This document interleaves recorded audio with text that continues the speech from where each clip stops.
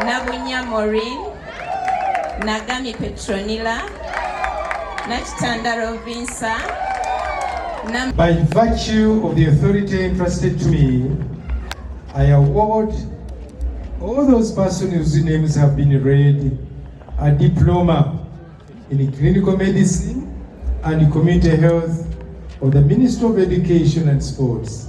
In the name of the Father, the Son, and the Holy Spirit.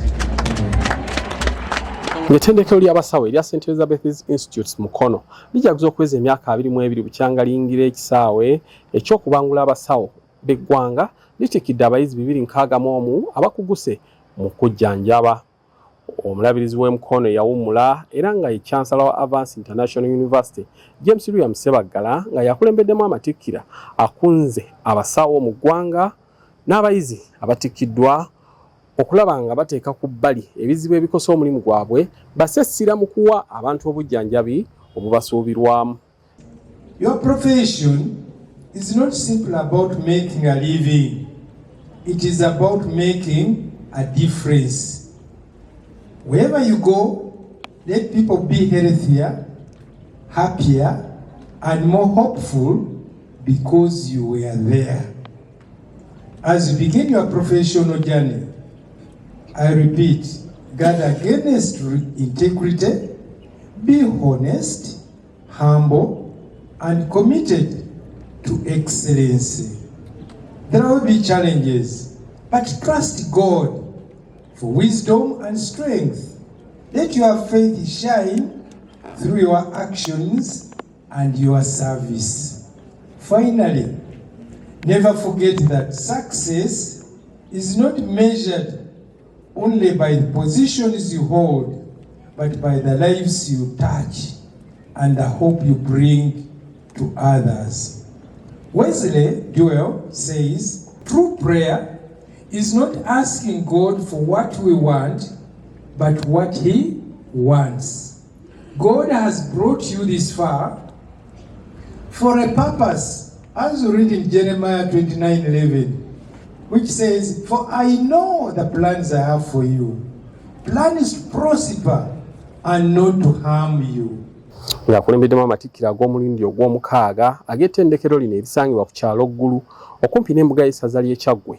Bishop Ssebaggala akunze abayizi abatikkiddwa n'abasawo abali mu kisaawe eky'obujjanjabi okufuba okukola ebyo bye batendekeddwa omuli okugoberera amateeka ag'ekisawo, okubeera abantubalamu n'okwewala ebikolwa eby'okutyoboola eddembe ly'abalwadde saako okulya enguzi. You will face challenges. There will be long hours, limited resources, difficult decisions, and moments when you feel discouraged. During such times, remember why you chose this profession. Every life you touch matters. Every patient deserves dignity, respect, and hope. Guard your integrity carefully. Never allow corruption, dishonesty, and personal gain to compromise your professional ethics you have attained here. A good reputation takes years to build, but only moments to destroy them. Let honesty, accountability, and excellence guide every decision that you are going to make.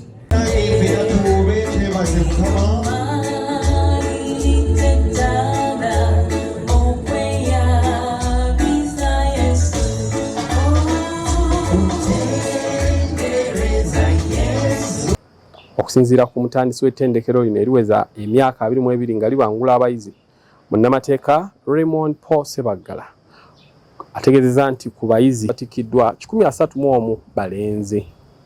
Bano bakuguse mu busawo omuli okukebera omusaayi, okutabula eddagala, abazaalisa ne bannansi nga bano bafunye certificate ne diploma. Ssebaggala ategeezezza nti ettendekero lino ku myaka gino wadde nga ligaba certificate ne diploma, waliwo abayizi abayise wano nga beeyongerayo n'emisomo era nga wetwogerera bano balina zi degree era nga bakugu mu busawo abeebuuzibwako. 22 years ago twali basajja babiri ne batuyita abagwi b'eddalu. Bwe twakugulawo essomero wano ku kasozi kano twalina omusajja ono, musajja sokulaba era omusajja ono omusajja musiraamu ne mugamba kwata oludda olwo n'agenda ayitamu mu ngeri ye nga gy'asinza, nange ne nsinza Katonda mu ngeri yange, naye ng'ekyomukisa omulungi ffenna twali tusinza Katonda ne tumusaba okuzimba essomero. Twatandika our first class, the first day we lectured, we had 4 students, 4 like this, 1, 2, 3, 4. Mr. Ndegonga ye tutor, ate ye principal. We therefore thank God for the gift of life. I want to shake you for what you've done and what you did for the institute. So, as we talk, we have graduated professionals in the medical profession in the thousands.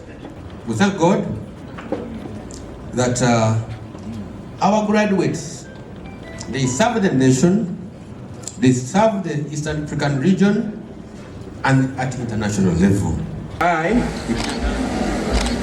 swear to fulfill the best of my ability and judgment this covenant. I will respect the hard-won scientific gains of those health professionals in whose steps I walk, and gladly share such knowledge as is mine with those who are to follow. I will apply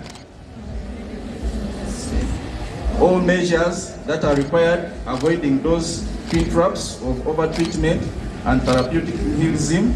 I will remember that there is art to medicine as well as science, and warmth, sympathy, and understanding may outweigh the surgeon's knife or the chemist's drug.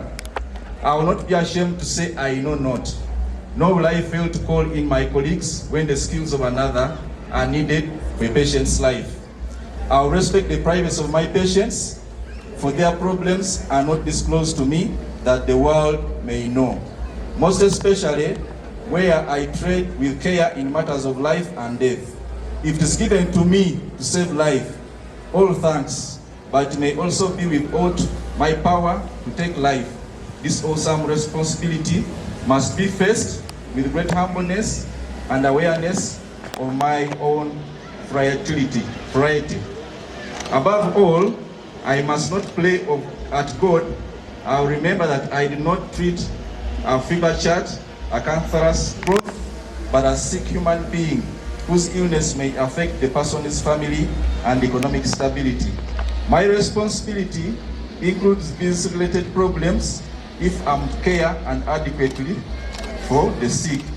I will prevent disease whenever I can, for prevention is preferable to cure. I will remember that I remain a member of society with special obligations to all my fellow human beings, those sound of mind and body as well as in turn.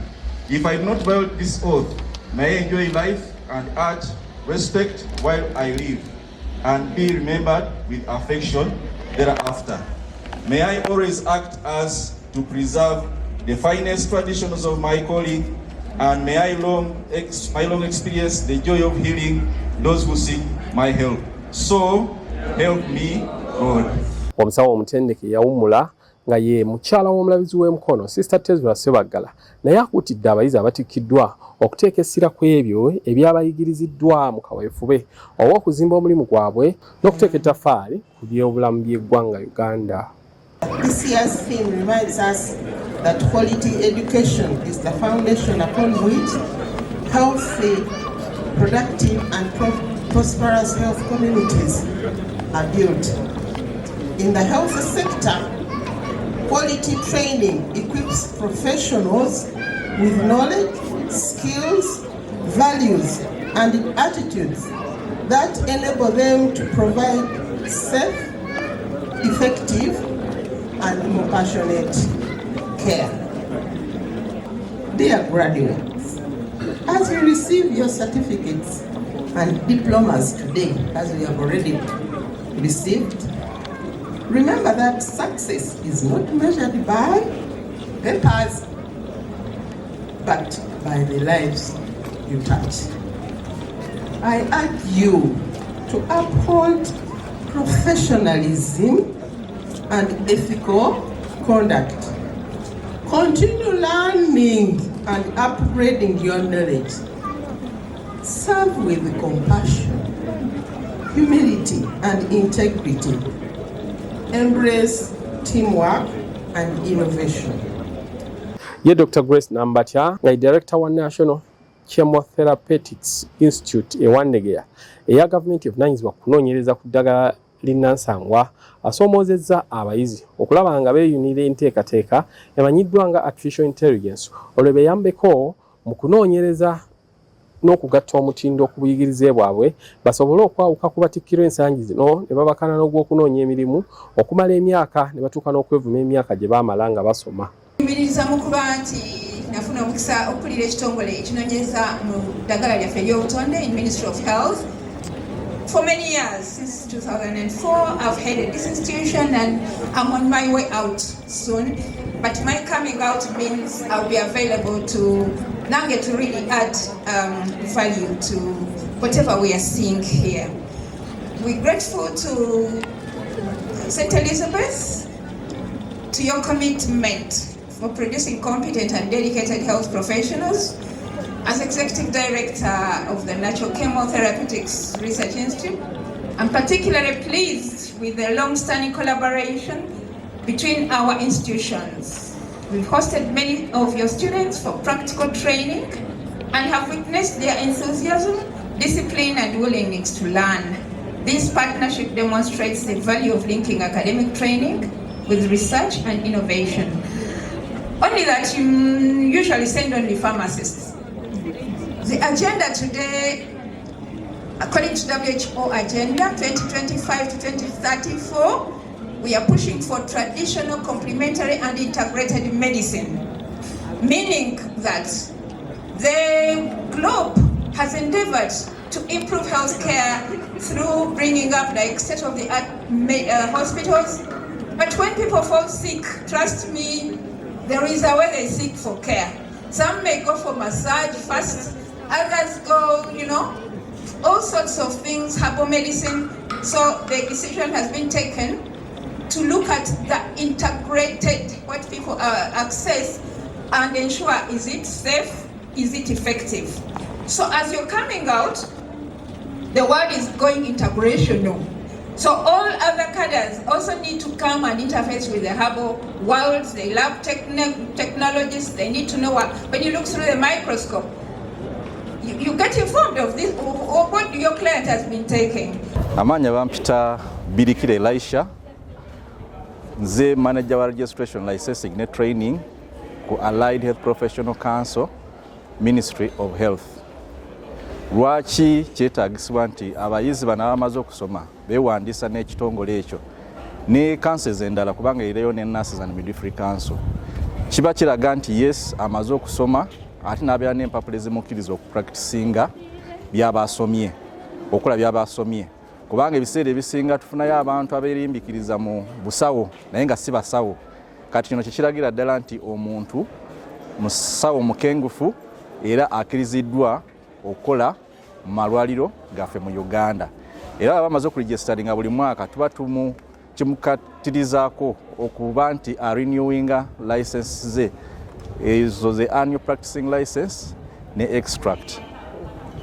Ate kiri mu mateeka gaffe nti buli basawo ababa bamaze okusoma balina okwewandiisa ne councils, respective councils. Nganza akola ne Allied Health Professional Council, bona abagwa mu ttuluba eryo balina okwewandiisa ne balyoka bakkirizibwa okukola. Ekitegeeza nti obanga tofunye certificate of registration ne annual practicing license ne extract tokkirizibwa kukola mu ddwaliro lyonna. Amatikkira era geetabiddwako n'abakulu b'ebika okuli ow'ekika ky'Effumbe omutaka wa Lusimbi Yusuf Mbirozancha n'ow'Engeye omutaka Kasujja Kyesimba Kakande Shiba, era ngo bano bagguddewo n'ekizimbe eky'emyaliriro ena ki St. Elizabeth Nantereza Guggwa building, ng'oluvannyuma omulabirizi Ssebaggala akiwadde omukisa. Sebo Minor Bishop omugenyi omukulu omukolo guno tuyimiridde wano okujjukira omukyala ayitibwa Elizabeth Nanteza Kugwa eyakola omulimu munene nnyo okutuwa ettaka ku ssomero nga bwe tuli kulambuza.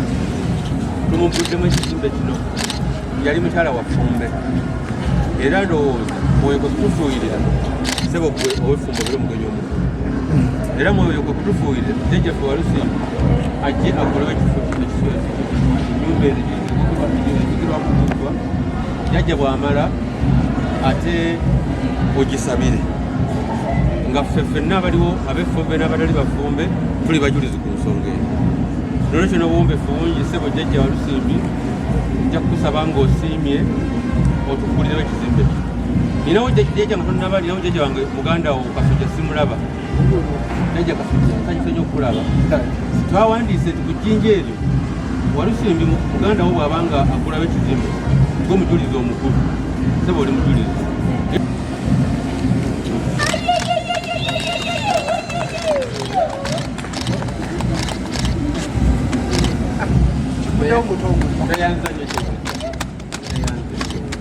Bandyagadde asembere wano asabire ekizimbe. Ebigambo ebiri ku kizimbe kino bigamba Elizabeth St. Elizabeth Institute of Health Professionals Mukono. Elizabeth Nanteza Kugwa building was commissioned by Omutaka Walusimbi Mbirozancha Yusuf Makubuya Owokubiri and witnessed by Omutaka Kasujja Kakande Sheba and blessed by Bishop James William Ssebaggala, Chancellor of Avance University on 4th July 2026 to commemorate the 6th graduation and the celebration of our 22 years of institutional existence. In the name of the Father, the Son, and the Holy Spirit. Amen. Twagala okwebaza bajjajja era n'okwaniriza bajjajja abazzeewo okubeera abajulirwa. Njagala okwebaza Director Council Ssebaggala olw'ekikolwa kino ky'akoze okujjukira abantu mu nsi muno beerabira. Abadde ambulira ebyafaayo by'ekizimbe kino n'agamba nti n'ettaka lino lyamuweebwa Maama Elizabeth Nanteza Kugwa. Abantu bangi ennaku zino babawadde ettaka ssebo bajjajja oluli bawa batunda butunzi. Nitwagala okwebaza Kanso Ssebaggala kyakoze n'ateekawo n'ekijjukizo nti n'abaana ye ne bwali baavuddewo n'abaana abazukulu balimanya nti ekizimbe kino kyabbulwamu jjajja ono. Ebiwandiiko gye banaagenda byaliwandiika oba byanaleka nga kanso alibanyonnyola lwaki ekizimbe kino yakibbulamu abantu bano. Bano nabo baliko obubaka bwe bayisizzaawo eri bazzukulu baabwe obulina okukunga abatikkiddwa okweyunira ensonga y'okukola amaka nga bafumbirwa n'okuwasa mu bwangu. Nsooka okwebaza Director w'essomero lino Ssebaggala Raymond okufuna ekirooto ekisomesa abantu naddala emirimu egituukira ddala ku bulamu bwa buli muntu wano mu Uganda. Naye era nze nyongera okukubiriza abantu nti omuntu bw'ajja n'asoma n'afuna certificate oba diploma oba degree ekyo kimuleetera okubeera nga muyizi mulungi, kimukakasa okubeera omuyizi omulungi. Naye ate omuntu okukula akula lwakubeera mu bufumbo. Abaana bano abato abamaze okusoma tubakubiriza nti bongere mu maaso okuyiga ate bayingire ne mu nsonga z'obufumbo kubanga eggwanga lyaffe abantu be bataafumbirwe ligenda kuggwaawo. Ndabye wano abaana be batikkidde nga Abaganda babala ku ngalo. Nyongera okukubiriza Abaganda mwenna gye muli mwongere omulimu gw'okuzaala. Bwe tutaazaale eggwanga lyaffe ligenda kutuggwaako. Mwenyi bannamawulire mulabye abantu be basoma wano abasinga obungi Abaganda bali kunuza nga 10 ku baana abatikkiddwa nga 100. Ekyo kitegeeza nti tulina obulagajjavu mu kukola ki mu kuzaala. Nkubiriza Abaganda mutwale abaana ku masomero naye muzaale mukole omulimu gw'okuzaala eggwanga lyaffe lisobole okuddawo. Kasujja Kakande Kibirige Sheba mukulu w'akasolya k'ekika ky'Engeye. Nina essanyu kuba nti mikolo mingi gye ngenzeeko naye guno gunsanyusizza nti procession yonna etambudde bulungi naye kyenyamiza nnyo nti essomero lyatandikibwa mu muzzukulu waffe ku ttaka eriraanye embuga y'essaza obwakabaka bwa Buganda mu ssaza lya Buganda ery'Ekyaggwe. Bw'otunuulira abayizi abatikkiddwa, abayizi abaviira ddala wano mu centro babadde batono. Nono nze ndi wa mukisa era ng'abenge babeera nti mu nnaku ennyingi gye mbadde nayo nga mpulira basoma amannya gabava walala ne mu bamu ku bagezi abaweeredde ekirala mubaddemu n'anfuka. Ekyo ne kingumya nti kale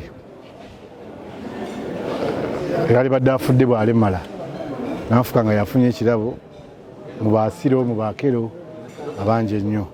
Kuutira Abaganda ng'abantu b'ensi abali eyo nti okusomesa omwana si bugagga, okusomesa omwana kwewaayo ebanga saddaaka. Ne nkubuulira nti saddaaka eyo gy'owaayo kikirabo ekikyasinza okubeera ekirungi.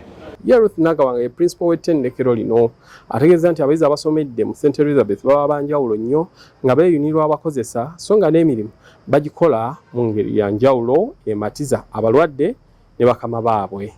Era abayizi baffe bano tubenyumirizaamu nnyo nti bagendagenda mu community babeere nga bakola ekyo ekibasuubirwamu. Mu bayizi bano tufunyeemu n'abayizi abasukkulumye ku bannaabwe ng'abo abasukkulumye ku bannaabwe mu buli ssomo tujjengayo abayizi babiri babiri. Era abayizi abo abamu baweereddwa n'omukisa okudda okusomera wano mu matendekero mu masomo gaabwe ag'enjawulo mwe muli certificate pharmacy kye twandiise okutabula eddagala, then certificate nursing beebo abajjanjaba, tulina n'aba certificate midwifery be twandiise abazaalisa. Ffe nga St. Elizabeth era tutwala omukisa guno okukoowoola abayizi mwenna gye muli nga mwatula senior 4 ne senior 6 okujja okutweyungako mu lusoma lwaffe oluno olwa July August intake. Tutwala ab'ebisaanyizo nti senga omuyizi abanga at least ayina D mu O level mu masomo gaffe aga sciences, then ne C tukoma ku D basically, then diploma in clinical medicine, diploma lab and diploma pharmacy. Tusuubira omuyizi ono okubanga yafuna principal pass mu biology oba chemistry okusinziira ku koosi gy'ayagala okutwala.